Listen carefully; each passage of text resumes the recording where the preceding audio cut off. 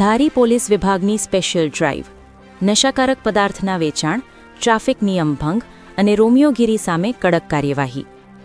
ધારી પોલીસે શહેરમાં નશાકારક પદાર્થોના ગેરકાયદેસર વેચાણ, ટ્રાફિક નિયમ ભંગ અને રોમિયોગીરી અટકાવવા માટે એક સ્પેશિયલ ડ્રાઇવનું આયોજન કર્યું હતું.